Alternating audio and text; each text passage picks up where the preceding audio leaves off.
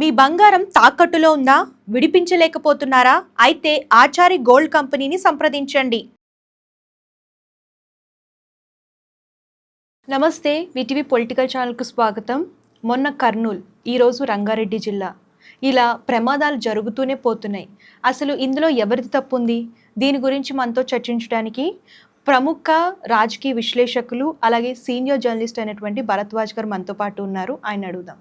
నమస్తే సార్. నమస్తే సార్, ఇప్పుడు ఎక్కడైతే బస్ యాక్సిడెంట్ జరిగిందో ఆ హైవే పైన చూసుకున్నట్లయితే రోడ్డు కూడా సరిగ్గా లేదు సార్.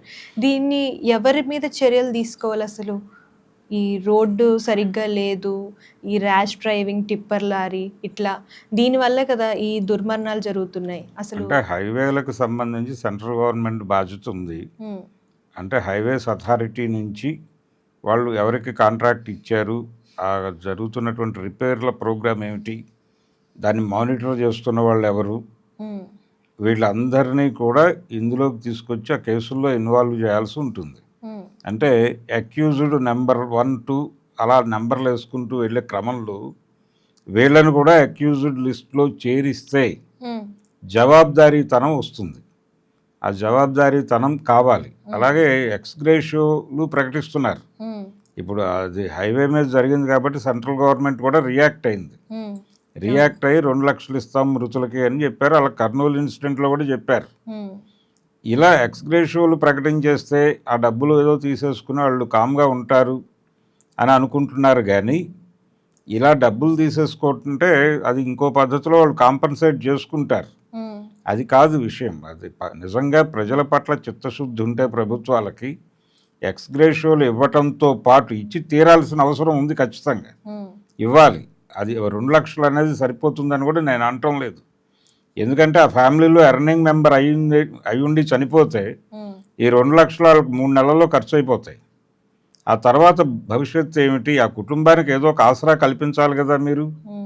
ఎక్స్గ్రేషియోతో పాటు అందులో ఉన్నటువంటి నీడీ పీపుల్కి ఉపాధి అవకాశాలు కల్పించటము, వాళ్ళ జీవితాలు నిలబడటానికి ఏ రకమైన సహాయం కావాలన్నా మేము చేస్తాము అనేటువంటి, అంటే ఎటువంటి హామీలు లేకుండా సహాయం చేస్తాము అనే ఒక హామీ ఇవ్వగలగాలి. ఇచ్చినప్పుడు మాత్రమే జనాల్లో భరోసా నిలబడుతుంది. ఒకటి. రెండోది, ఈ కాంట్రాక్టర్లను కూడా అక్యూజ్డ్ లిస్టులో పెట్టాల్సిన అవసరం ఉంది. అలాగే రోడ్డు అలా ఉంది అనే విషయం ఆ రోడ్డు మీద వెళ్ళినటువంటి మొదటి ట్రావెలర్కి మాత్రమే అప్పుడు తెలుస్తుంది. కానీ ఈ టిప్పర్లు ఇవన్నీ రోజు తిరిగే టిప్పర్లకు అక్కడ ఇబ్బంది ఉంది అనే విషయం తెలుసు. అలాగే ఈ ఆర్టీసీ బస్సు డ్రైవర్కి కూడా తెలుసు. తెలిసినప్పుడు ఇతని కేర్తో ఉన్నా కానీ ఈ రోజున 25 మంది ప్రాణాలు ఉండేవి. కాబట్టి తెలిసి తప్పు చేయటం అనేది ఖచ్చితంగా నేరమే. ఒకటి, దాన్ని ప్రాపర్గా రిపేర్ చేయకపోవడం, ఆ రోడ్డు వేయటంలోనే లోపం ఉంటే ఆ లోపము కాంట్రాక్టర్లని కూడా పట్టించుకొని వాళ్ళకి ఫైన్ వేయటం కాదు, సీరియస్గా వాళ్ళని అక్యూజ్డ్ జాబితాలో, నేరస్తుల జాబితాలో వాళ్ళని కూడా పెట్టాలి. కోర్టులో కంటెస్ట్ చేస్తారు. వీళ్ళందరినీ హత్యానేరం కింద బుక్ చేయాలి. ఇదేదో యాక్సిడెంట్గా చూసి, మనకు ఒక ప్రాబ్లం ఉంది లీగల్ సిస్టంలో. చాలా సందర్భాల్లో యాక్సిడెంటు లేకపోతే దొమ్మి కేసులో కూడా శిక్షలు పడవు. అంటే ఎవరిని పొడిచారో తెలియదు, అది దొమ్మి కాబట్టి మా మీద పెట్టారు, ఇది మేం చేయలేదు, నా పక్కన ఇంకొక అతను పొడిచాడు, ఆ పొడిచినవాడు ఎవడో నేను చూడలేదు అంటాడు కోర్టులో. ఇలా దొమ్మి అని పెట్టడం ద్వారా ఆ కేసులోంచి విక్టిమ్ ఎవరైతే నేరస్తుడు ఉన్నాడో వాడిని రక్షించడం కోసం దొమ్మిగా మారుస్తారు. ఇలా దొమ్మి కేసులు, యాక్సిడెంట్ కేసులు పెడితే వీళ్ళకేమీ కాదు, ఈ క్రిమినల్స్కి ఏమీ కాదు, వాళ్ళు హ్యాపీగా బయటకు వచ్చేస్తారు. కాబట్టి అక్యూజ్డ్గానే పెట్టి వీళ్ళందరి మీద హత్యానేరం కింద లోపలేస్తే తప్ప, అది కూడా నాన్ బెయిలబుల్ కండిషన్లో. నాన్ బెయిలబుల్ అంటే ఏదో పద్ధతిలో బెయిల్ తీసుకుని షూరిటీలు పెట్టి బయట రావడానికి ప్రయత్నం చేస్తారు, కానీ అసలు బెయిల్ ఇవ్వటం కుదరదు అనేటువంటి పరిస్థితికి తీసుకురావాలి దీన్ని. అలా తీసుకొచ్చినప్పుడు మాత్రమే ప్రతి ఒక్కడు రెస్పాన్సిబుల్గా ఫీల్ అవుతారు. ఇర్రెస్పాన్సిబిలిటీ అనేది చాలా స్పష్టంగా అన్ని సెక్టార్ల నుంచి ఉంది ఇక్కడ.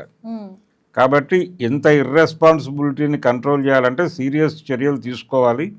ప్రభుత్వాలు తీసుకోవు. అది ఎక్స్గ్రేషియో ఇచ్చి చేతులు దులుపుకునే ప్రయత్నమే చేస్తారు. కాబట్టి పౌర సమాజం పట్టించుకుని ప్రభుత్వం మీద ఒక యుద్ధం చేయాల్సిన అవసరం అయితే ఉంది. చూసారుగా, ఇది ఇవాల్టి స్పెషల్ వీడియో. మరొక వీడియోతో మళ్ళీ కలుద్దాం. అంతవరకు చూస్తుండండి, సబ్స్క్రైబ్ చేయడం మర్చిపోకండి. Thank you.